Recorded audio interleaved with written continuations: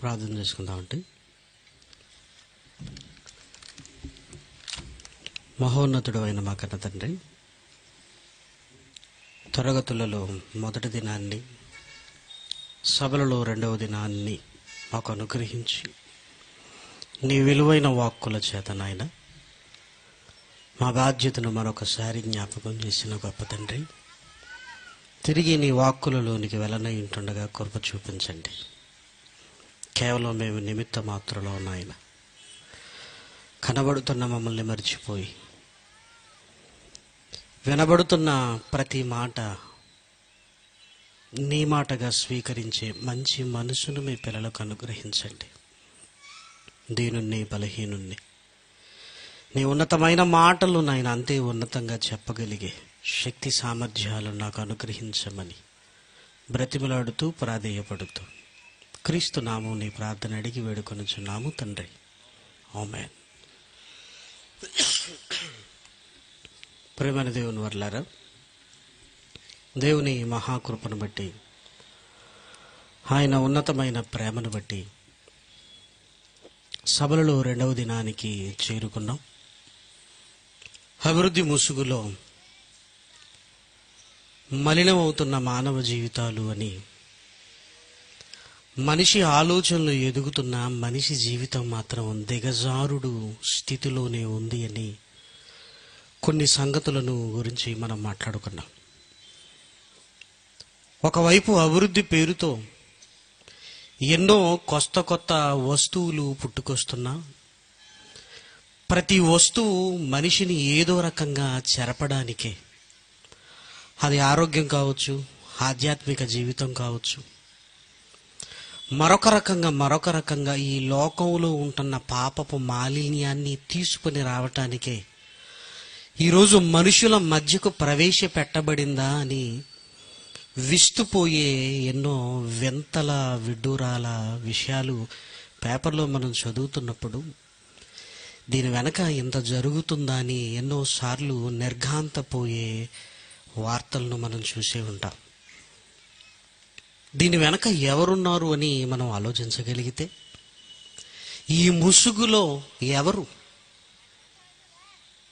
మనిషిని మలినము చేయడానికి ఎత్తులకు పై ఎత్తులు వేస్తున్నాడో, దేవుడు పెట్టిన విజ్ఞానాన్ని మానవ శ్రేయస్సు కొరకు వాడవలసినది దాన్ని దారి మళ్లించి భ్రమలోనికి మనుషులను తీసుకుని వెళ్ళినవాడు ఎవరో మనం చూడగలిగితే, యోహాను గారు రాసిన పత్రిక,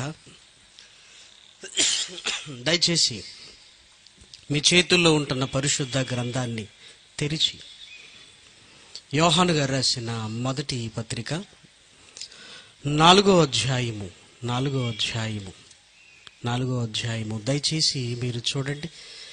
ఎంత ఉన్నతమైన మాట దేవుడు మాట్లాడుతున్నాడో మనకు కనపడుతుంది.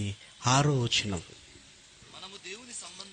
మనము దేవుని సంబంధులము, దేవుని ఎరిగినవాడు మన మాట వినును, దేవుని సంబంధి కానివాడు మన మాట వినడు. ఇందువలన మనము సత్య స్వరూపమైన ఆత్మ ఏదో, భ్రమపరుచు ఆత్మ ఏదో తెలుసుకొనుచున్నాము. భ్రమపరుచు ఆత్మ, మోసపరుచు ఆత్మ, పాపము వలన కలుగు భ్రమలో మీరు పడిపోవద్దు అన్న మాటను నిన్న జ్ఞాపకం చేసుకున్నాం.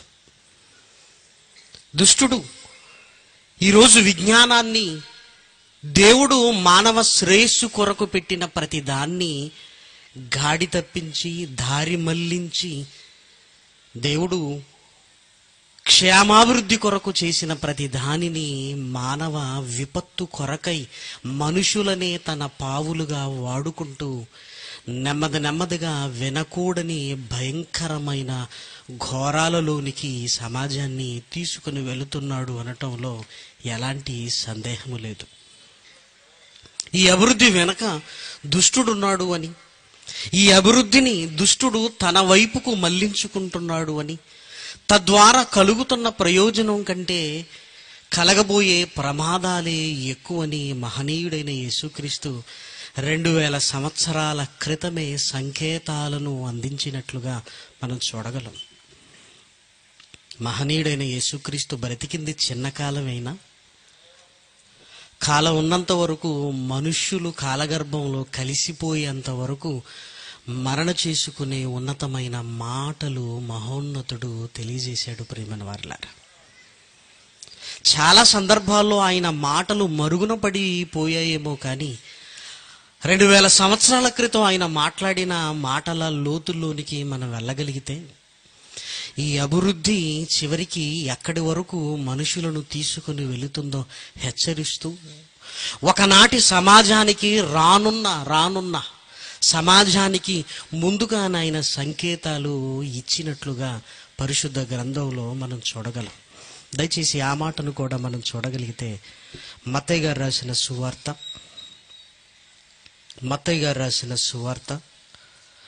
11వ అధ్యాయము, మత్తయి గారు రాసిన సువార్త 11వ అధ్యాయము 23వ వచనాన్ని దయచేసి గమనిద్దాం. కపెర్నహూమా, ఇదిగో నీ వ్యూస్, నీ ఆలోచనలు నిన్ను గమనిస్తున్నప్పుడు నువ్వు ఆకాశానికి నిచ్చెన వేద్దామని ఎక్కడికో వెళ్ళిపోదామని ఆలోచిస్తున్నావు. కపెర్నహూమా, ఆకాశము మట్టుకు హెచ్చింపబడేదవా, నీ ఆశలన్నీ ఎక్కడికో వెళ్ళిపోవాలి అన్న ఆలోచనతో ఉన్నట్లుగా నాకు కనబడుతుంది. ఆకాశము వరకు హెచ్చింపబడేదవా, ఆకాశము వరకు హెచ్చింపబడేదవా, ఆకాశము వరకు. ఈరోజు మనుషుల ఆలోచనలు కూడా భూమి మీద అన్ని అయిపోయాయి, ఇంకేం కావాలి అని మనుషుల చూపులు ఆకాశం వైపుకు చూస్తున్న రోజులు. భారతదేశం వల్ల కూడా రానున్న 20 ఏళ్లలో చంద్రమండలం పైకి మనం కూడా వెళ్ళాలి. చంద్రమండలానికి అగ్రదేశాల సరసన మన దేశం కూడా ఉండాలి. మరి దాని కొరకు ఎన్ని వేల కోట్లు ఖర్చు పెడుతున్నారో మనకు చెప్పరు. కానీ ఒకవేళ ఎన్ని వేల కోట్లు ఖర్చు పెడుతున్నారో తెలిస్తే ఎందుకండి భూమి మీదనే పేదరికం, నిరుద్యోగం ఇవన్నీ ఉంటామని మనం మాట్లాడుకుంటామని దానికి పెట్టే మొత్తపు ఖర్చును బయటికి రానివ్వకుండా ఇదిగో చంద్రమండలానికి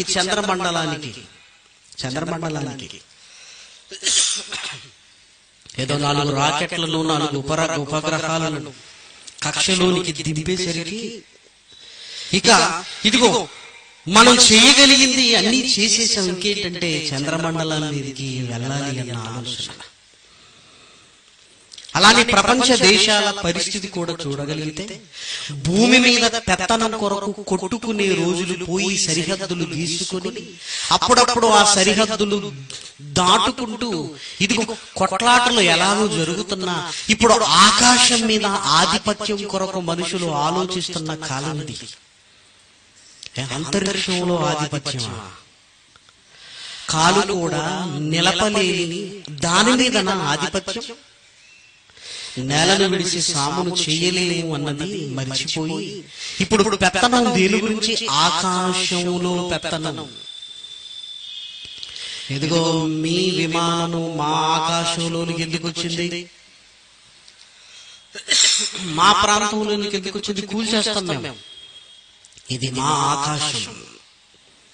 అలాగే అంతరిక్షం, అలాగే చంద్రమండలం, అలాగే చంద్రమండలంలో స్థలాలు, అలాగే మిగిలిన గ్రహాల పైకి మేము ముందు వెళుతున్నాం గనుక దాని మీద హక్కులు ఏమైనా ఉంటే మాకే ఉండాలి.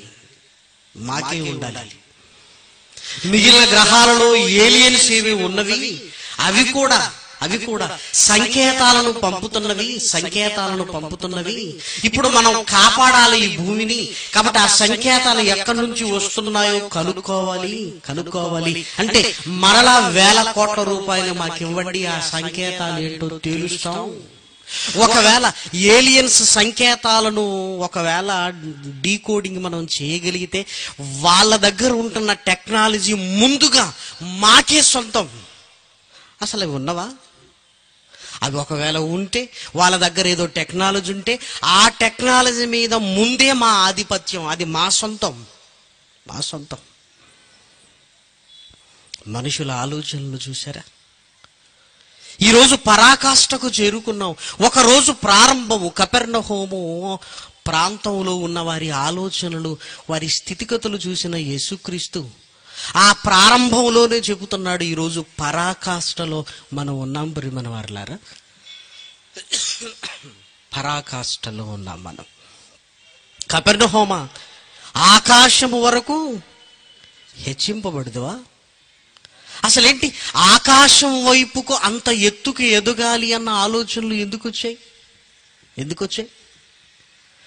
కనబడుతున్న ఆకాశాన్ని చూసి ఆకాశమందు దేవుడున్నాడు అన్న భావనలోనికి వెళ్ళి, ఆ ఆకాశాన్ని చీల్చుకొని ఏదో ఒక రోజు ఆయన దగ్గరికి వెళ్ళిపోవాలని బ్రతుకుతూ, ఆకాశాన్ని చూసి దేవుడి ఉనికిని గణపరుస్తూ, ఆకాశాన్ని చూస్తూ చూస్తూ దేవుడి మహిమను గుర్తించవలసిన మనిషి ఆకాశానికి నిచ్చెన వేశాడండి. ఏంటి అసలు ఈ కపెర్నహూము? ఈ కపెర్నహూములో ఉంటున్న వారి ఆలోచనలు, వారి పరిస్థితులు, వారి స్థితిగతులను చూసి యేసుక్రీస్తు మాట్లాడుతున్న ఈ మాట వెనక ఆలోచించగలిగితే, యేసుక్రీస్తు కపెర్నహూమును చాలా దగ్గరగా ఆయన అబ్జర్వ్ చేశాడు. ప్రియమైన వారలారా, ఈ కపెర్నహూము అనేది గలిలయ ప్రాంతానికి సంబంధించింది. గలిలయ ప్రాంతంలో ఉంటున్న ఒక ప్లేస్. కపెర్నహూము కానివ్వండి, కొరాజీను కానివ్వండి, మగ్దలా కానివ్వండి, కానా కానివ్వండి, తిబేరియా కానివ్వండి, ఇవన్నీ గలిలయ ప్రాంతపు సర్కిల్లో ఉండేటివి. గలిలయ సముద్రము అని మనం చదువుకుంటుంటాం. ఇవన్నీ గలిలయ సముద్రపు తీరపు ప్రాంతాలు. ప్రియమైన వారలారా, గలిలయ సముద్ర తీరపు ప్రాంతాలు. సముద్ర తీరపు ప్రాంతాలు అనగానే మనకు వెంటనే జ్ఞాపకం వచ్చేది ఏంటంటే, అవి వెల్త్, చాలా ఐశ్వర్యము కలిగినవి, చాలా పనులతో కూడుకున్నవి, సంపద కలిగినవి, అన్నింటికి వెసులుబాటు కలిగినవిగా సముద్ర తీర ప్రాంతాలను మనం గుర్తించాలి. అందుకే నాగరికతలు వెలువడినవి ఎక్కడ అంటే సముద్ర తీర ప్రాంతాలలో. మనం కూడా ఉండటానికి ఎక్కడ ఇష్టపడతామంటే నీటి సౌకర్యం ఉన్న ప్రాంతాల వైపుకు మనం వెళ్తుంటాం. నీటి సౌకర్యం ఉన్న ప్రాంతాల వైపుకు వెళ్తుంటాం. ఎందుకంటే నీటి సౌకర్యం ఉన్న ప్రాంతాలలో జనజీవనం చాలా చక్కగా జరుగుతుంది, పనులుంటాయి. సముద్రం మీద ఆధారపడి బ్రతికే పరిస్థితులు ఉంటాయి. సముద్రంలో ఉంటున్న సంపద భూమి మీద ఉంటున్న సంపద కంటే 3 రెట్ల సంపద సముద్రంలో ఉంటుంది. సముద్రంలో అంటే చేపలు, సముద్రపు మత్స్యములు, వాటి వర్తకాలు, వ్యాపారాలు, ఓడలు ఒకటేమిటి. కాబట్టి ఈ కపెర్నహూము అనేది సముద్ర తీర ప్రాంతము. గలిలయ ప్రాంతానికి, గలిలయ సముద్ర ప్రాంతానికి దగ్గరగా ఉన్న ప్రాంతము. యేసుక్రీస్తు ఈ ప్రాంతాన్ని గురించి మాట్లాడుతూ దేనితో పోల్చాడో ఇంకొక ఆసక్తికరమైన విషయాన్ని మనం అక్కడ చూడగలిగితే, మత్తయి గారు రాసిన సువార్త 11వ అధ్యాయము 24వ వచనాన్ని దయచేసి చూడండి. నీలో చేయబడిన అద్భుతములు సొదొమలో చేయబడిన ఎడల నేటి వరకు నిలిచి ఉండును. విమర్శ దినమందు నీ గతి కంటే సొదొమ దేశపు వారి గతి ఓర్వదగినదై ఉండును. సొదొమ అనగానే మనకు వెల్ నోటెడ్. సొదొమ అనగానే భయంకరమైన పాపం అందులో ఉంది అని. కానీ ఇక్కడ మనం ఆలోచించగలిగితే కపెర్నహూము గురించి మాట్లాడుతూ, నీకంటే సొదొమ గొమొర్రా పరిస్థితి ఓర్వదగినదిగా ఉండును అంటే, సొదొమ కంటే చెడిపోయిన ప్రాంతం ఏది? కపెర్నహూము. సొదొమ కంటే సొదొమ అనగానే మనకు చాలా సందర్భాలు జ్ఞాపకం వస్తాయి. లోతు కుటుంబము దేవదూతలు వచ్చినప్పుడు పిల్లలు మొదలుకొని పెద్దల వరకు దేవదూతలను కూడా చెరచాలి అన్న ఒక విషమ పరిస్థితులలో సొదొమ వాళ్ళు ప్రవర్తించిన విధానం నిజంగా చాలా కోపాన్ని దేవునికి తెప్పించింది అని. దేవదూతలను చెరచాలన్న ఆలోచన ఏంటి ప్రేమన వారలారా? అలాంటి ప్రాంతంతో పోలుస్తూ విమర్శ దినమందు ఆ సొదొమ బెటర్ అంటున్నాడు. ఆ సొదొమ బెటర్, నీకంటే అంటున్నాడంటే కపెర్నహూమును గురించి ఏదో అంత ఈజీగా తీసివేయాల్సినదేమీ కాదు ప్రియమైన వారలారా. పోనీ సొదొమ ప్రాంతంలో ఆ పరిస్థితులు ఎందుకు కలిగాయి అని ఒకవేళ మనం ఆలోచించగలిగితే, అబ్రహాము గొర్రెల కాపరులకు లోతు గొర్రెల కాపరికి గొడవ వచ్చేసింది. అబ్రహాము బయలుదేరినప్పుడు లోతు బయలుదేరాడు. వీళ్ళు బయలుదేరిన తర్వాత చిన్న గొడవలు వచ్చాయి. అబ్రహాము ఆలోచించి కలిసి ఉండి కొట్లాడుకోవటం కంటే దూరంగా ఉండి ప్రేమ కలిగి ఉండటం బెటర్. ఇదిగో నేను ఎక్కడికి వెళ్ళాలో ముందు నీ చాయిసే. ఇదిగో నువ్వు వెళ్ళిన తర్వాత నేను వెళతానన్నప్పుడు లోతు ఏ ప్రాంతాల వైపు చూసినట్లుగా మనకు కనపడుతుంది? సొదొమ ప్రాంతాల వైపు. లోతు సొదొమ ప్రాంతాల వైపుకి ఎందుకు చూశాడు? అది కూడా సొదొమ ప్రాంతము కూడా నీటి వనరులు ఉంటున్న ప్రాంతం. ఆదికాండము 13వ అధ్యాయము 10వ వచనాన్ని దయచేసి చూడండి. ఆదికాండము 13వ అధ్యాయము 10వ వచనాన్ని గమనించగలిగితే, లోతు తన కనులెత్తి యోర్దాను ప్రాంతమంతటిని చూచెను. యెహోవా సొదొమ గొమొర్రా అన్న పట్టణములను నాశనము చేయక మునుపు సోయారు వచ్చు వరకు అదంతయు యెహోవా తోటవలెను, ఐగుప్తు దేశము వలెను నీళ్లు పారు దేశమై ఉండెను. యెహోవా తోటవలెను ఐగుప్తు దేశపు వలెను. ఐగుప్తు దేశం అనగానే నైలు నది పరివాహక ప్రాంతం. లోతు అటువైపు చూశాడు. అటువైపు చూసి ఏమనుకున్నాడంటే, నీళ్లు ప్రవహిస్తున్నాయంటే పంటలు పుష్కలంగా ఉన్నాయి. నీళ్లు ప్రవహిస్తున్నాయి అంటే ఇదిగో పనులకు కొదవలేదు, నా బ్రతుకుకు డోకా లేదు. నేను వెళితే అక్కడ తొందరగా డెవలప్ అవ్వచ్చు, నేను అభివృద్ధిలోనికి రావచ్చు. అబ్రహాంతో అంటున్నాడు, నేను ఆ ప్రాంతానికి వెళతాను. సరే నాయన. అబ్రహాము ఇదిగో నువ్వు వెళ్ళు అన్నాడు. లోతు ఆ ప్రాంతాలకు వెళ్ళటానికి కారణం ఏంటంటే, పరివాహక ప్రాంతము, ఇదిగో సంపాదన, డబ్బు, కావలసిన పనులు. నిజంగా ఆ పరిస్థితులే సొదొమ గొమొర్రా జీవితాలను మలినము చేయటానికి దారులు తెరిచాయి. ఒక బాంబే నగరం సముద్ర తీర ప్రాంతం ఎంత డెవలప్ అయింది. బాంబే సిటీ ఇంచుమించు 120 కిలోమీటర్లు. సిటీ 120 కిలోమీటర్లు. ఒక వైజాగ్ సముద్ర తీర ప్రాంతం. ఒక బాంబేను మనం చూడగలిగితే నిజంగా ఇదే ఒక దేశం అన్నట్లుగా కిక్కిరిసిపోయిన జనాభా. ఏం చేయాలో అర్థం కావటం లేదు. మరి ఎక్కడికి వెళ్ళాలనుకుంటున్నాం? బాంబేకి వెళ్ళిపోతాను. ఒక చెన్నై సముద్ర తీర ప్రాంతం. ఆ సముద్ర తీర ప్రాంతాలలో వ్యాపారాలు విపరీతంగా ఉంటాయి, పనులు విపరీతంగా ఉంటాయి, సంపాదన విపరీతంగా ఉంటుంది. ఇదిగో డబ్బు చేతిలో కొదవలేనప్పుడు, ఆడుతున్నప్పుడు మనుషుల ఆలోచనలు ఎటువైపు మళ్ళుతాయి చెప్పండి? కష్టాల మధ్య, కన్నీళ్ళ మధ్య, అరకొర జీతాల మధ్య మన జీవితాలు చాలా బాగుంటాయి ప్రేమన వారలారా. అందులో సర్దుకుందాం, అందులో బ్రతికేద్దాం, అందులో ఆనందం ఉంది అనే ఆలోచన కంటే డెవలప్ పేరుతో మనం ఏం చేస్తున్నాం అంటే పనులు పెంచుకోవాలి, డబ్బు ఎక్కువగా రావాలి అని ఆలోచిస్తుంటాం. డబ్బు ఎక్కువగా రావాలి. సొదొమ గొమొర్రా కూడా వారి జీవితాలు మలినము కావటానికి కారణం ఏంటంటే ఆ పరిస్థితులు. కావలసినంత తిండి, కావలసినన్ని పనులు, రోజువారీ డబ్బులు, నెలవారీ డబ్బులు. డబ్బు ఎక్కువైపోగానే ఏం జరుగుతుందని మీరు ఆలోచించగలిగితే, అంటే పెద్దవాళ్ళు చెప్పారు, ధనం ఇచ్చినా ధనం పెరగగానే ఏమవుతుందట? మదమెచ్చును. దానితో పాటు సర్వ దుర్గుణంబులు. బైబిల్లో కూడా దేవుడు చెప్పాడు ఏమని? ధనాపేక్ష సమస్త కీడులకు మూలము. ధనాపేక్ష సమస్త కీడులకు, సమస్తం, ఇది కాదు అనటానికి లేదు, సమస్తమైన కీడులకు మూలం. ఆ ధనం రాగానే ఆ అభివృద్ధి ముసుగులో ఇక దేవుడు ఎక్కడ కనపడతాడండి? మేమేం చేసినా మమ్మల్ని అడిగేవాడు లేదు. మేమేం చేసినా ఇదిగో మమ్మల్ని నిలదీసేవాడు ఎవడు? లోత ఎక్కడి నుంచో బతకడానికి వచ్చాడు, ఇక్కడికి బతకడానికి వచ్చాడు. బతకడానికి వచ్చిన వాడు మమ్మల్ని అంటాడా? మేము లోకల్. సొదొమ గొమొర్రాల గర్వం చూసారా? వాళ్ళ గర్వం. వాళ్ళు ఇలా మారటానికి గల కారణం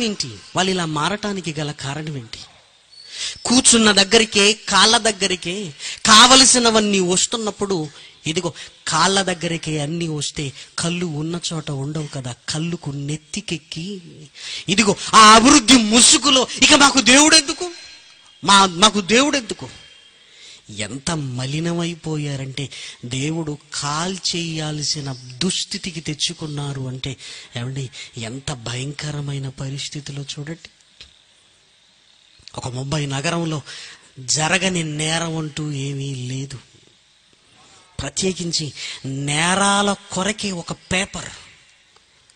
అందులో చూస్తుంటే ఇన్ని నేరాల, అసలు ఎవడు చస్తున్నాడు, ఎవడు చంపబడుతున్నాడు, ఎవడు సముద్రంలో విసిరివేయబడుతున్నాడు, ఎవడు గాయపరచబడుతున్నాడు, ఎవడు రోగంతో మూలుగుతున్నాడు, ఏమీ లేదు ప్రియమైన వారలారా, ఏమీ లేరు.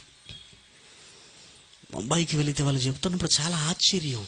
వాళ్ళు ఎంత సింపుల్గా మాట్లాడుతున్నారంటే, ఇదిగో ఈ లోకల్ ట్రైన్ల కింద రోజు ఒక 5 నుంచి 10 మంది పడి చేస్తారన్న. రోజు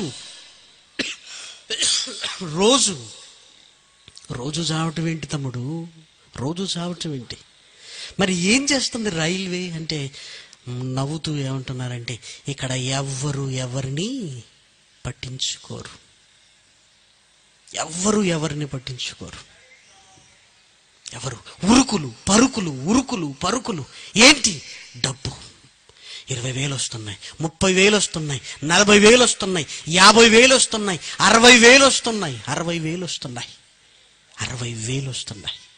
ఈ 60,000 వస్తున్నాయన్న స్థితిలో మనుషులు దేన్ని పట్టించుకోవటం లేదు ప్రియమైన వారలారా. 60,000 రాగానే ఏం కావాలి? ఈ 60,000 ఎలా ఖర్చు పెట్టాలి? తినాలి, తాగాలి, తందనాలు ఆడాలి. ఒక బెంగళూరులో తల్లిదండ్రులు రెక్కలు ముక్కలు చేసుకుని కష్టపడి కాసింత ప్రయోజకుడై మమ్మల్ని చూస్తాడు, కుటుంబాన్ని చూస్తాడు అనుకుంటే, బెంగళూరులో ఐటీ ప్రొఫెషనల్గా సెటిల్ అయిపోయి వస్తున్న 1,00,000-1,50,000 ఏం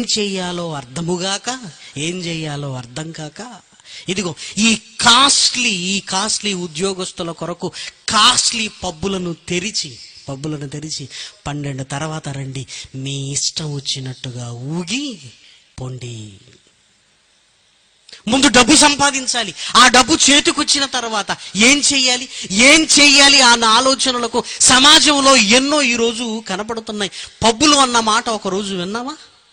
పబ్ అన్న మాట ఒక రోజు విన్నావా? లేదే. ఎప్పుడైతే డబ్బు వచ్చిందో ఆ డబ్బును ఖర్చు పెట్టించడానికి లోకంలో ఎన్నో దారులు ఈరోజు ఓపెన్ అయ్యాయి. ఒకరోజు 1,00,000 రూపాయలు ఇస్తే ఏం చేయాలని అమాయకంగా అడిగే రోజుల్లో నుంచి 1,00,000 చిటికలో ఖర్చు పెడతానన్న స్థితిలోనికి ఈరోజు సమాజం వచ్చింది కదా.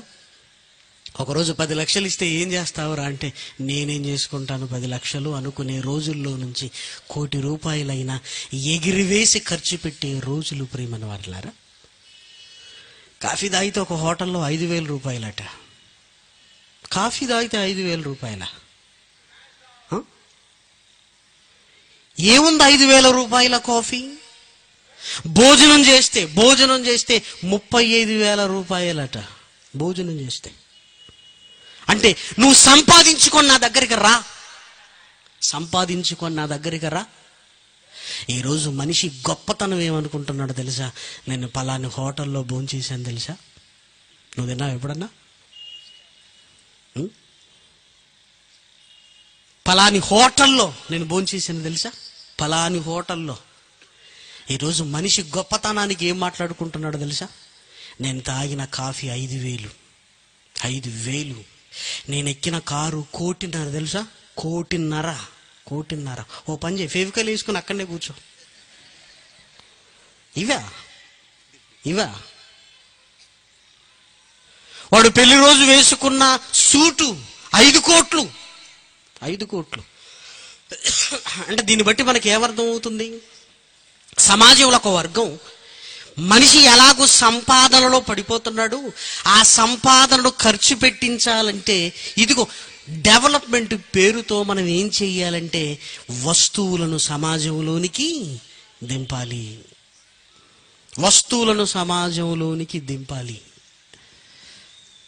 అంటే 1,00,000 రూపాయలకు కూడా వాటర్ బాటిల్ ఉందట. 1,00,000 రూపాయలకు వాటర్ బాటిల్.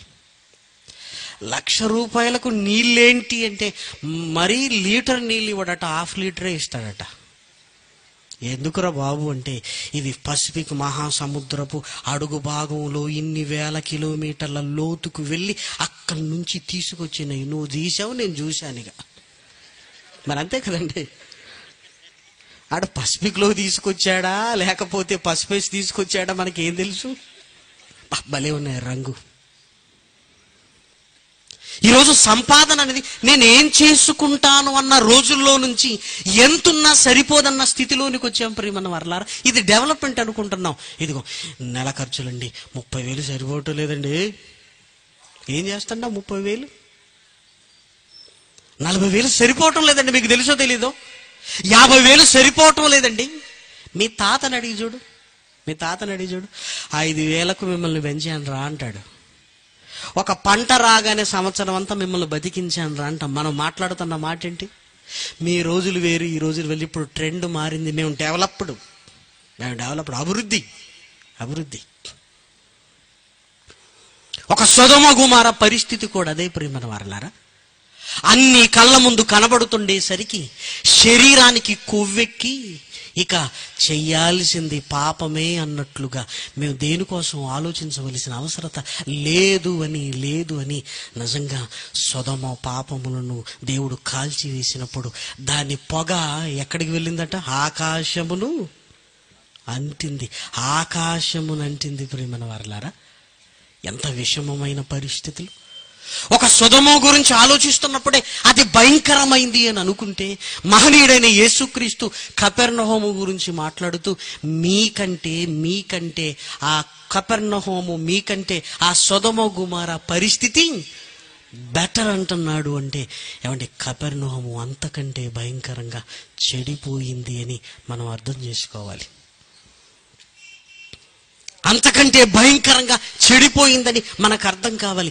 యేసుక్రీస్తు ఒక పట్టణాన్ని, ఒక సిటీ, కపెర్నహూము అనేది ఒక సిటీని తీసుకొని నీవు ఆకాశము వరకు హెచ్చింపబడాలనుకుంటున్నావు అంటే నువ్వేదో డెవలప్ అవ్వాలనుకుంటున్నావు, కానీ అభివృద్ధి ముసుగులో మలినమైపోతున్నావు అని ఏమన్నాడు తెలుసా? పాతాళానికి నువ్వు దిగజారిపోతావు అన్నాడు ప్రియమైన వారలారా. యేసుక్రీస్తు కపెర్నహూమును ఎలా అబ్జర్వ్ చేశాడు? కపెర్నహూముకు యేసుక్రీస్తుకు కలిగిన ఆ సంబంధం ఏంటి? అంత క్లియర్గా ఆయన ఆ పట్టణాన్ని గురించి ఎలా చెప్పగలుగుతున్నాడో కొన్ని మాటలు కపెర్నహూమును గురించి, యేసుక్రీస్తుకు సంబంధించిన మాటలు మనం చూడగలిగితే, దయచేసి పరిశుద్ధ గ్రంథంలో మీరు చూడగలిగితే మార్కు గారు రాసిన సువార్త 2వ అధ్యాయము 1వ వచనంలో కపెర్నహూములోనే ఒక అద్భుతాన్ని చేశాడు. పక్షవాయువు కలిగిన రోగస్తుని బాగు చేశాడు. కొన్ని దినములైన తరువాత ఆయనకు మరలా కపెర్నహూములోనికి వచ్చెను. కపెర్నహూములోనికి వచ్చాడు. మరలా అంటే తరచుగా కపెర్నహూము ప్రాంతానికి వెళ్ళి రావటం అనేది జరుగుతుంది. అక్కడ మహా అద్భుతాన్ని చేశాడు. ఎందుకు అక్కడ అద్భుతాన్ని చేశాడంటే, ఎంత అద్భుతం జరిగితేనే కానీ వీళ్ళ ఆలోచనలో మార్పు రాదు. కపెర్నహూములోనికి వెళ్ళి సమాజ మందిరములో అనేక సార్లు బోధించాడు. ప్రియమైన వారలారా, కపెర్నహూములో అనేక సార్లు అనేకమైన అద్భుతములు. ఆ అద్భుతములు ఎలాంటివి చేశాడో మనం ఆలోచించగలిగితే ప్రియమైన వారలారా, నలుగురు మోసుకొచ్చిన పక్షవాయువు కలిగిన రోగగ్రస్తుని అందరూ చూస్తుండగానే లేచి నీ పరిపెత్తుకుని నడు అన్నప్పుడు, ఇంత అద్భుతం చూసిన కపెర్నహూములో ఉన్న వారి మనసులు కరిగిపోవాలి కదా ప్రియమైన వారలారా. మారలేదండి. వాళ్ళ కళ్ళ ముందే జరిగింది. ఇంకేం కావాలి? వాళ్ళ కళ్ళ ముందే జరిగింది. మరలా కపెర్నహూముకు వచ్చాడు. మరలా అంటే తరచుగా వస్తున్నాడు. అంతేకాదు, కొన్ని దినములు కపెర్నహూములోనే ఉన్నట్లుగా కూడా పరిశుద్ధ గ్రంథంలో మనకు కనపడుతుంది. దయచేసి చూడండి, యోహాను సువార్త 2వ అధ్యాయము, యోహాను సువార్త 2వ అధ్యాయము 12వ వచనం. యోహాను సువార్త 2వ అధ్యాయము 12వ వచనం. అటు తరువాత ఆయనయు ఆయన తల్లియు ఆయన సహోదరులు ఆయన శిష్యులను కపెర్నహూమునకు వెళ్ళి అక్కడ కొన్ని దినములు ఉండిరి. అక్కడ ఉన్నాడు ఆయన. అక్కడ ఉన్నాడంటే అక్కడ పరిస్థితులు యేసుక్రీస్తుకు బాగా తెలుసు ప్రియమైన వారలారా. నజరేత్ అనేది ఒక గ్రామము. కపెర్నహూము అనేది ఒక సిటీ. కానా అనేది కూడా ఆ ప్రాంతాలలో, దగ్గర ప్రాంతాలలో. అక్కడ ద్రాక్షారసాన్ని చేశాడు. మనందరికీ తెలుసు, నీళ్లను ద్రాక్షారసంగా చేశాడు. ఆ పరిసర ప్రాంతాలలో నాయిను గ్రామం ఉంది. ఒక విధవరాలి కుమారుణ్ణి ఏం చేశాడు? లేపాడు. ప్రియమైన వారలారా, పాతి పెట్టడానికి తీసుకుని వెళుతున్నప్పుడు మార్గ మధ్యలో పాడెను ముట్టుకున్నాడు. చిన్నవాడా లే అన్నాడంతే. ఇది కూడా ఓపెన్, ఎక్కడో సీక్రెట్గా జరిగింది కాదు. ఒక శవాన్ని మోసుకుని వెళుతున్నప్పుడు ఊరు కదిలింది. ఊరు కదిలినప్పుడు ఆయన అద్భుతాన్ని చేశాడు. అంటే ఆ పరిసర ప్రాంతాలలో కపెర్నహూములో ఉన్న వారికి ఇదిగో పక్షవాయువు కలిగిన రోగాన్ని మన కళ్ళ ముందు బాగు చేశాడు. ఇదే గొప్పదనుకున్నప్పుడు విధవరాలు కుమారుణ్ణి లేపగలిగిన ఈయన ఎంత గొప్పవాడు అన్న ఆలోచనలోనికి రావాలి కదా. ఇంకా మీరు చూడగలిగితే ఆయన చేసిన అద్భుతాలలో మత్తయి గారు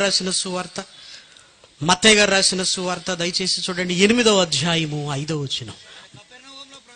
ఆయన కపెర్నహూములోనికి ప్రవేశించినప్పుడు ఒక శతాధిపతి ఆయన యొద్దకు వచ్చి, ప్రభువా, అంటే ఆయన కపెర్నహూములో ఇదిగో అధికారుల విషయంలో కూడా కలగజేసుకుంటున్నట్లుగా మనకు కనపడుతుంది.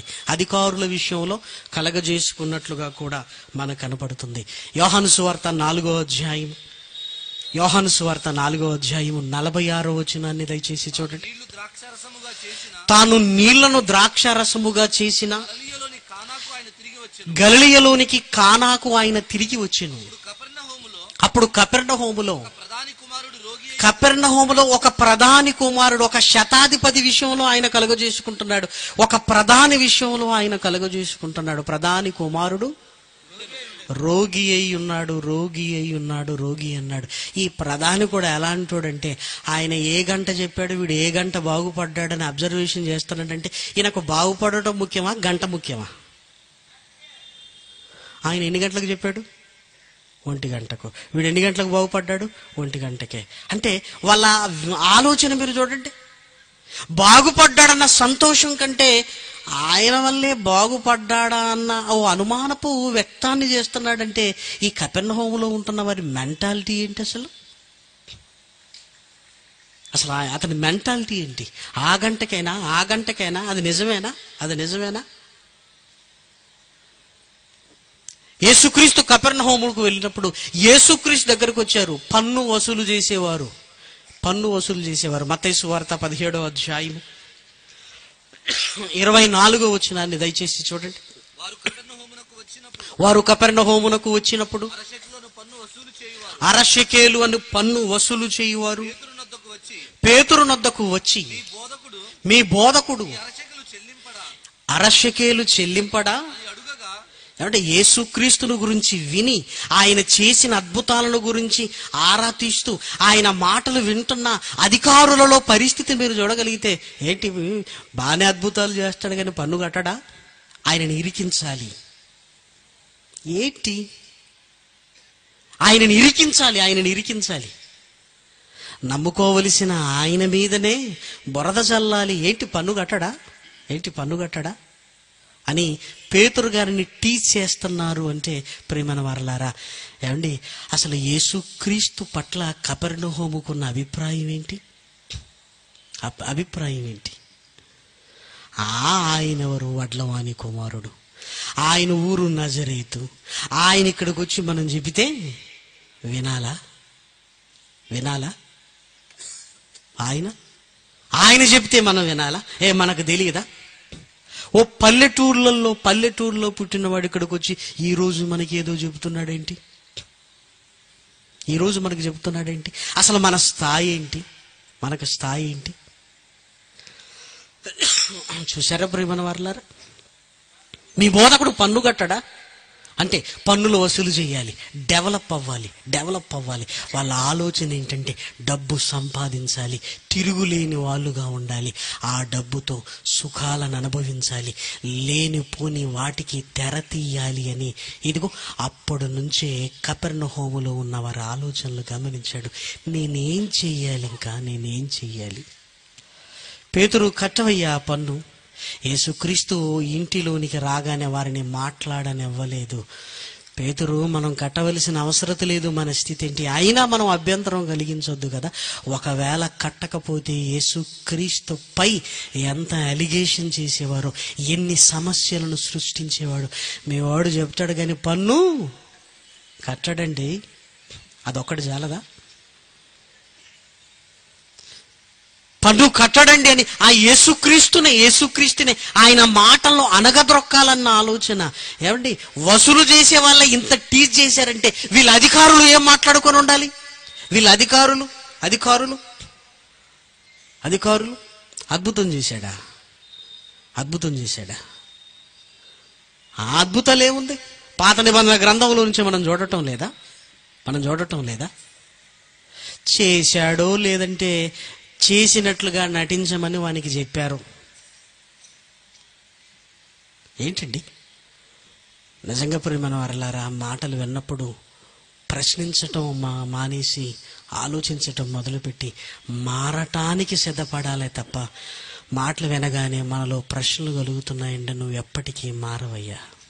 అంతే, మన బ్రతుకంతే. ఇంకా హృదయాన్ని తాకే మాటలు విన్నప్పుడు మారటానికి బదులు ప్రశ్నలు వస్తున్నాయి అంటే ప్రశ్నించేవాడు అడుగుతూనే ఉంటాడు కానీ మారడు. ప్రియమైన వారలారా, శిష్యులు నమ్మి ఆయన దగ్గర ఉన్నారు. నమ్మారంతే ఆయన్ని. ఆయన నమ్మారంతే ఆయన్ని. కపెర్నహూములో ఉన్న వారికి ఇంత తలబిరుసేంటి? కపెర్నహూములో ఉన్న వారికి యేసుక్రీస్తు చేసిన అద్భుతాల విషయంలో ఇంత చిన్న చూపేంటి? ఏంటంటే సముద్ర తీర ప్రాంతము కదా, కావలసినంత డబ్బు, కావలసినన్ని పనులు. మాకు ఎవరితో అవసరత లేదు. మా ఆలోచనలు వేరు, మా ఉద్దేశాలు వేరు. ఇదిగో ఇక నుంచి స్థితిగతులు మారిపోవాలి.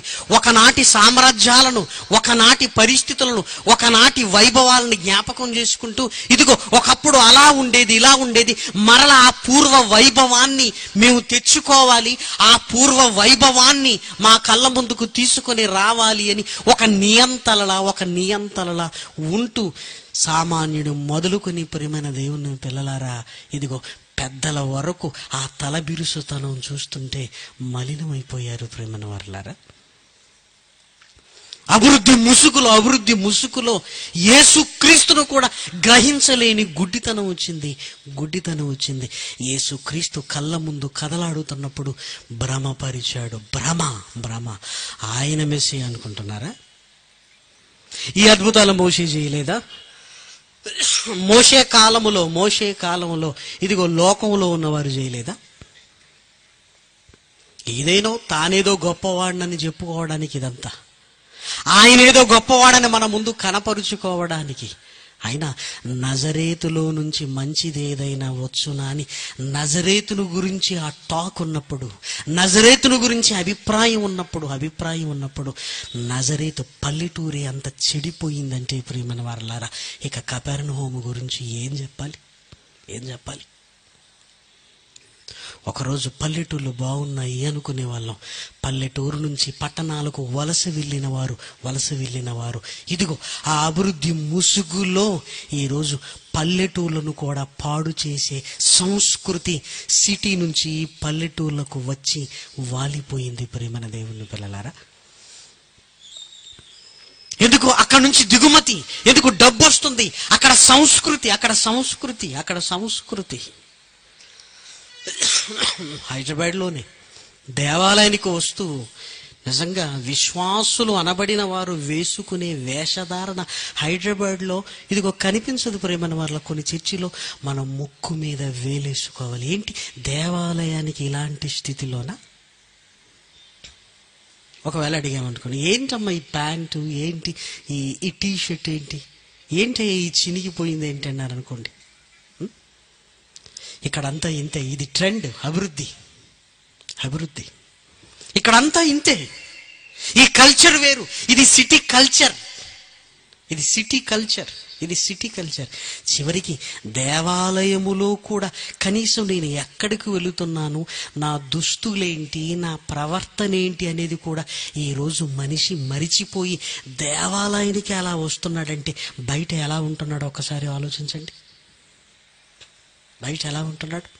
పోని ఉండబట్టలేక పెద్దవాళ్ళు ఉంటారు, గద్దిస్తే వెంటనే రెఫరెన్స్ ఇచ్చి దేవుడు నరుని వేషమును చూడటం. మీకు బైబిల్ తెలియదు, మీకు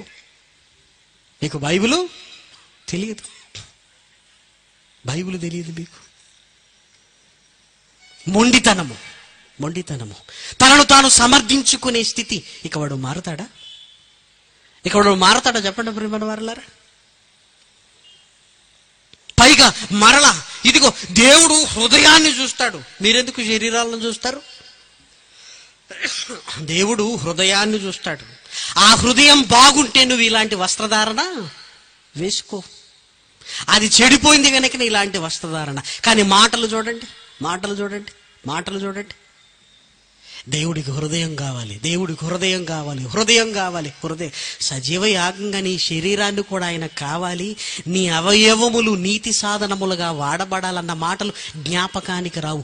అరకొర జ్ఞానము, తమ మలినాన్ని సమర్థించుకునే మాటలు బైబిల్లో ఏరుకొని, బైబిల్లో చూసుకొని పర్వాలేదులే అనుకుంటూ లోక మాలిన్యాన్ని మందిరానికి తీసుకొచ్చిన దౌర్భాగ్యులున్నారు ప్రియమైన వారన్నారు. లోకపు మాలిన్యాన్నంతా మందిరాలలోనికి తీసుకొని వస్తున్నారు ప్రియమైన వారలారా. మందిరంలోనికే మాలిన్యం వచ్చిందంటే లోకంలో ఎంత విస్తరించింది ఒకసారి ఆలోచించండి ప్రియమైన వారలారా. పాడుతున్న పాటల్లో అర్థం పడడం ఉందా? పాడుతున్న పాటల్లో మనం ఏం పాడుతున్నాం? ఈ అకేషన్ ఏంటి?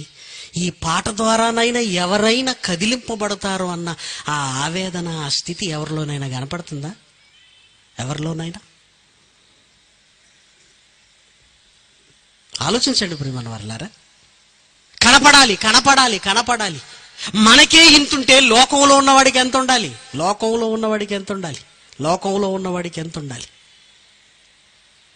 పర్వాలేదులేని అన్నింటినీ సర్దుకుంటున్నాం. నెమ్మదిగా యేసుక్రీస్తు రక్తములో కడగబడిన మన జీవితాలలోని కూడా ఆ మాలిన్యాన్ని తెచ్చుకుంటున్నాం ప్రియమైన వారలారా. దాన్ని అభివృద్ధి అని పిలుచుకుంటున్నాం ప్రియమైన వారలారా. ఈరోజు పట్టణాల పరిస్థితులన్నిటిని గురించి దేవుడు రాయించిన మాటలను చూడగలిగితే కీర్తనల గ్రంథము 55వ అధ్యాయము 18వ వచనాన్ని దయచేసి చూడండి. 10వ వచనము నుండి కీర్తనల గ్రంథము 55వ అధ్యాయము 10వ వచనము నుండి. రాత్రింబగళ్ళు వారు పట్టణము ప్రాకారముల మీద తిరుగుచున్నారు. పాపమును చెడుతనమును దానిలో జరుగుచున్నవి. దాని మధ్యను నాశనమైన క్రియలు జరుగుచున్నవి, వంచనయు కపటమును దాని అంగడి వీధులలో మానక జరుగుచున్నవి. చూసారా, వంచన. December 31st నైట్ వచ్చింది. అయితే ఏంటి? అల్లరి, కేకలు, గొడవలు, మత్తు. ఆ రాత్రి గడుస్తుందా అని ఊపిరి బిగపట్టుకొని ప్రయాణాలు చేసిన వారు బోళ్ళంతమంది. ఎందుకు? టపాసులను కాల్చి బస్సుల క్రింద, కార్ల కిందకి విసిరేస్తున్నారు. ఏమండి, పేలితే వాడికంటూ తల్లిదండ్రులు ఉన్నారు, కుటుంబం ఉంది, పిల్లలుంది. బైకుల మీద హోరెత్తించే ఆ రైడింగ్లు చూస్తుంటే ఏంటిదంతా? మానవ జీవితానికి ఓ పరమార్థం లేదా? ఈ అల్లరి వాడికి ఏం తీసుకుని వచ్చింది? ఒక ఇబ్బంది పెడితే కలిగే ఆ సంతోషం ఏంటి? ఆనందం అనగానే ఆ ఆనందాన్ని ఆ పాపముతో ముడిపెట్టి సెలబ్రేషన్స్ అన్న పేరుతో ఈరోజు మనుషుల జీవితాలు మలినమవుతున్నాయి. ప్రేమన వారలారా, మలినమవుతున్నా. హైదరాబాద్ అవుట్కట్టుల్లో చూస్తుంటే రేవ్ పార్టీస్. హైదరాబాద్ అవుట్కట్లో చూస్తుంటే సంపన్న వర్గాల వ్యభిచారపు కేంద్రాలు. డబ్బు ఎక్కువైపోయింది కదా మరి. మానక జరుగుతున్నది, నాశనమైన క్రియలు. ఎందుకు? అభివృద్ధి ముసుగులో ఎక్కడ ఉన్నాయో ఈరోజు తెలుస్తున్నాయి. ఎక్కడ ఏం దొరుకుతుందో ఈరోజు అరచేతుల్లోనికి వచ్చింది. ఎలా ఆనందపడాలో వచ్చింది. ఏమండి, విదేశాలలో ఒక ఫెస్టివల్ ఉందట, దాన్ని ఏదో పేరు పెట్టి పిలుస్తారట, హాలోవీన్ అని. దయ్యాల పండుగట. అది మన దేశానికి వచ్చింది. పండుగ పేరుతో ఎలాగో దయ్యపు పనులే చేస్తున్నాం. పండుగ పేరే ఏం పేరట? దయ్యపు పండుగ. దాని స్పెషాలిటీ ఏంటంటే దయ్యపు ఆకారాలు నేర్చుకుని కుటుంబంలో ఈ ఇల్లంతా తిరుగుతారట. రోజు దయ్యంగానే తిరుగుతున్నావు కదా, మళ్ళీ గెటప్ ఎందుకు? విచిత్రమైన ఆకారాలతో భయపెట్టేదట. ఏంటి? డెవలప్డ్. ఇది విదేశాలలో ఉంది, మన దగ్గరకు రావాలి. చివరికి పెళ్లి చూపులు కూడా ప్రోగ్రాం అయిపోయింది కదా. పెళ్లి చూపులు అనేది ఏమైంది? ప్రోగ్రాం. ఆడపిల్లలను కూర్చోబెట్టి నువ్వు చేసుకుంటావా? సిగ్గు లేదు ఈ కార్యక్రమాలను రూపొందించిన వారికి? ఈరోజు కుటుంబాలలో జరిగిన గొడవలను, 4 గోడల మధ్య సద్దుమణగవలసిన గొడవల్ని మీడియాకు తీసుకొచ్చి ప్రపంచానికి చూపిస్తున్న సమాజానికి సిగ్గుందా? భార్యాభర్తలను కూర్చోబెట్టి చెప్పమ్మా, బ్రతుకు జట్కా బండి. వచ్చినప్పుడు కలిసే వచ్చారు, పోయేటప్పుడే విడిపోతున్నారండి. మళ్ళీ రికార్డింగ్, మళ్ళీ వాడేదో చెప్పబోతే బ్రేక్. తర్వాత కుటుంబాలలో కన్నీళ్లు నీకు కార్యక్రమం అయి కూర్చుందా? కుటుంబాలలో ఉన్న ఆవేదనలు నీకు డబ్బు సంపాదించే ఆయుధం అయిపోయిందా? మళ్ళీ ఒక లాయరు అండి, అక్కడ కూర్చుంటాడు లాయరు. ఇంటికి వెళ్ళి గుట్టు చప్పుడుగా వెళ్ళి పరిష్కరించండి. వాడిని కార్యక్రమాల రూపంలో ఎందుకు? ఆ కుటుంబాన్ని ఎప్పటికీ కలుసుకోలేనంతగా, ఎప్పటికీ కలవలేనంత భయంకరంగా ఆ బ్రతుకు జట్కా బండిని ముక్కలు చేయడానిక? ఆలోచించండి పరివాన వారలారా. ఇవన్నీ చేస్తూ ఏమంటున్నారంటే డెవలప్డ్. 30 మందిని గదిలో పెట్టారు. వాడు ఎలా ఉంటున్నాడో నువ్వు చూడు. వాడు ఎలా ఉంటున్నాడో మనం చూడాలా? ఆ ప్రోగ్రాం పేరు ఏంటంటే బిగ్ బాస్ అట. ఏంటో అనుకున్నాం ప్రోగ్రాం. 30 మంది లోపల ఉంటారట. వాళ్ళు చెరుకు రసం పడతారట, వాళ్ళు ఏదో పిల్లి గంతులు వేస్తారట. వాళ్ళని మనం చూడాలట, మనం ఓటేయాలట. 5 సంవత్సరాలకు వచ్చిన ఓటు గురించే కన్ఫ్యూజ్ అయిపోతున్నాం. ఈ ఓట్లు ఎక్కడి మళ్ళీ ఎవరికయ్యాలో తెలియక. రేటింగ్ పిచ్చి పట్టిందా సమాజానికి? ఒకడికి ప్రవర్తించటం నేర్పించు, వాడి ప్రవర్తన అందరికీ చూపించటం కాదు. ఒకడికి ప్రవర్తించటం నేర్పించు, ఒకడి ప్రవర్తనకు నేర్పించు. కానీ వాడు ఎలా ప్రవర్తిస్తున్నాడో అందరికీ చూపిస్తున్నావే. వాడిని మనిషిగా మార్చి ఇలా ప్రవర్తించాలని నేర్పించవలసినవి చివరికి క్యారెక్టర్లు కూడా ఈరోజు కార్యక్రమాలుగా మారిపోయాయంటే ఇదిగో విదేశాలలో ఇవి జరుగుతున్నవి, విదేశాలలో హిట్ అయ్యాయని మన దేశానికి తీసుకుని వచ్చారు. ఇది ఏమంటున్నారంటే అభివృద్ధి అంటున్నారు. ఇదా కీర్తనల గ్రంథము 64వ అధ్యాయము, కీర్తనల గ్రంథము 64వ అధ్యాయము 2-6 వచనాలను దయచేసి చూడండి. కీడు చేయు వారి కుట్ర నుండి, దుష్టక్రియలు చేయు వారి అల్లరి నుండి నన్ను దాచుము. ఒకడు కత్తికి పదును పెట్టునట్లుగా వారు తమ నాలుకను పదును పెట్టుదురు. యథార్థవంతులను కొట్టవలనని చాటైన స్థలములలో చేదు మాటలను బాణములను సంధించుదురు. వారు భయమేమియూ లేక అకస్మాత్తుగా వారిని కొట్టెదరు. వారు దురాలోచనను దృఢపరుచుకొందురు. చాటుగా ఉరులను ఒగ్గుదురు. యోచించుచు మనల్ని ఎవరు చూచెదరని చెప్పుకొందురు. వారు దుష్ట క్రియలను తెలుసుకొనుటకు ప్రయత్నము చేదురు. ఇంకా పాపాన్ని ఎలా చేయాలి? ఇది ఒక రేంజ్. ఇంతకంటే మించి ఏం చేయాలి, ఇంతకంటే మించి ఏం చేయాలి, వెదకి గూగుల్లో ఉపాయాన్ని సిద్ధపరుచుకొందురు. ప్రతి వాని హృదయాంతరంగము అభివృద్ధిలో ఉన్నాననుకుంటున్నాడు, కానీ వాడు అగాధములోనికి వెళ్ళడానికి సిద్ధపడి వాడి హృదయమే అగాధం. మారుమూల ప్రాంతాలలో కష్టపడి పూరి గుడిచెను చూస్తూ మట్టిని చూస్తూ పెరిగి బాగా చదువుకొని మా అమ్మా నాన్నలకు ఏదో కట్టాలి ఓ చిన్న ఇల్లు అని ఆశయాలతో అడుగుపెట్టిన వారి పరిస్థితి. కళాశాలల్లో వాడు ఎన్నో ఆశయాలతో అడుగు పెడతాడు. వాడికి చదువు తప్ప మరో లోకం లేదు.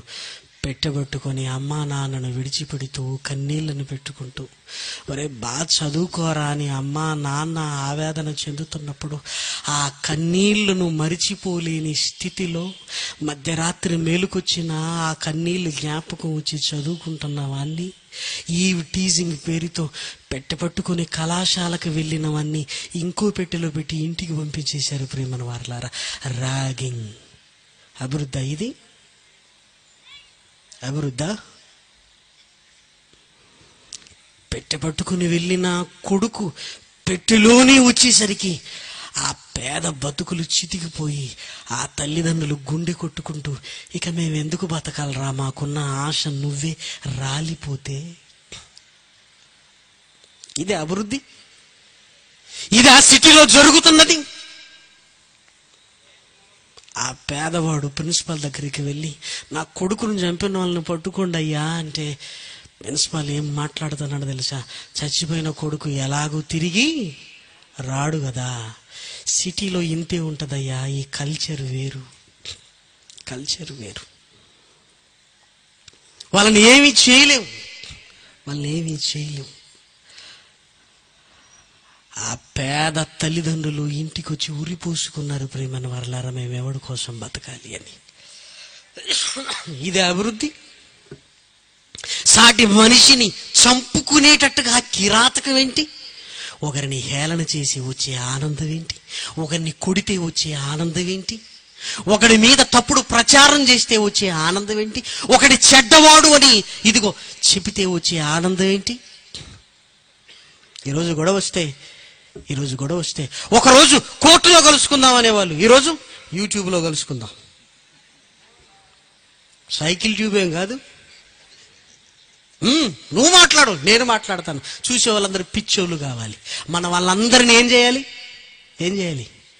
ఎటు తేల్చుకోలేని మాయలో పడేసేయాలి. ఎందుకంటే డెవలప్డ్ కంట్రీ కదా. యూట్యూబ్లో మాట్లాడి ఏమనుకుంటాడు? అభివృద్ధి.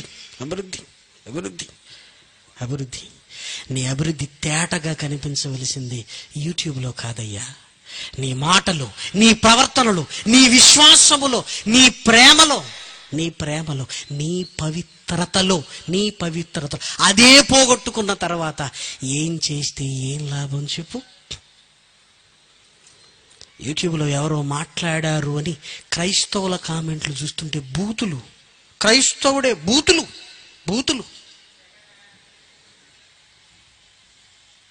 ఏమైపోతున్నాం? మన పవిత్రత ఏమైపోతుంది ప్రేమన వారలారా? తండ్రి కలలుగన్నది ఈ రోజు కాదే, మనం పుట్టక మునిపే పవిత్రులుగా నిర్దోషులుగా ఉండాలన్నాడే.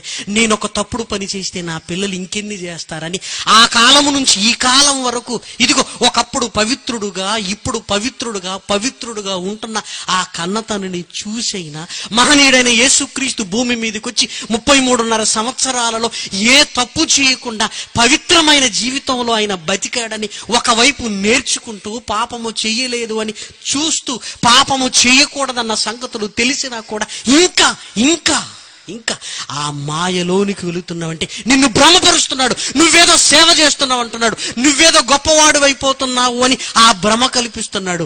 ఆ భ్రమలో మనం ఏం చేస్తున్నామో తెలుసా? ఆ ముసుగులో మన జీవితాలు మలినమవుతున్నాము. పూర్వపు పాపాలకు శుద్ధి కలిగిందన్న సంగతి మరిచిపోతున్నాం. మళ్ళీ మన జీవితాలు మలినమైపోతున్నాయి ప్రేమన వారలారా. దేవుడు శ్రేయస్సు కొరకు పెట్టినది దుష్టుడు తన కొరకు వాడుకుంటూ నా పిల్లలు ఎదగాలి అని కోరుకుంటే మనల్ని తుంచి తుత్తునీయులుగా మన ఆధ్యాత్మిక జీవితాన్ని మట్టిలో కలపడానికి వాడు ఎత్తుగడలు వేశాడు. ఆ ఎత్తుడు గడల వెనకాలన్నదే ఈరోజు టెక్నాలజీని ఉపయోగించుకుంటూ ప్రతి ఒక్కరిని చెరిపేయడానికి వాడు సిద్ధపడుతున్నాడు ప్రేమన వారలారా. మహనీయుడైన యేసుక్రీస్తు మాటలను మదిలో తలుచుకుంటూ ఎవరు ఉండగలరండి అని ప్రశ్నించటం కాదు, యేసు ఉండగలిగాడు, ప్రయత్నం చేస్తే నేను కూడా బతకగలనన్న ఆశ మొదలవ్వాలే తప్ప అభివృద్ధి పేరుతో, ఈ వస్తువులతో కుస్తీ పడుతూ, టెక్నాలజీ పేరుతో మానవ జీవితాలను మలినం చేసుకోవద్దు ప్రేమన దేవుని పిల్లలారా. అది చిన్నలు కావచ్చు, యువత కావచ్చు, పెద్దలు కావచ్చు, వృద్ధులు కావచ్చు, ఎవరైనా కావచ్చు ప్రేమన వారలారా. ఒకరోజు దూరంగా ఉండి బతికిన మనమే ఈరోజు వాటి కత్తుకొని పోయావంటే ఇదిగో మంటికి హత్తుకొని పోయినట్టే. ఆ రోజు కపెర్నహూముకు చెప్పిన మాట, ఆకాశము వైపుకు ఎదగాలనుకుంటున్నావు, కానీ నీ ప్రయాణం ఎక్కడికి? పాతాళానికి. అభివృద్ధి పేరుతో నీ జీవితాల్ని మలినం చేసుకుంటున్నావు. మలినము చేసుకుంటూ నువ్వు ఆకాశాన్ని కాదు ఎక్కేది, ఇదిగో పాతాళానికి వెళ్ళిపోతావని ఆ రోజు హెచ్చరించాడు. ఈ రోజు కపెర్నహూము లాంటి ప్రాంతాలు మన కళ్ళ ముందు మెగా సిటీస్గా ఈరోజు మన కళ్ళ ముందు కనబడుతున్నాయి. జాగ్రత్త. ఈ అభివృద్ధిలో వస్తువులతో వెళ్ళిపోయి అవి లేకపోతే నేను ఉండలేనన్న ఆ దుస్థితికి రావద్దు.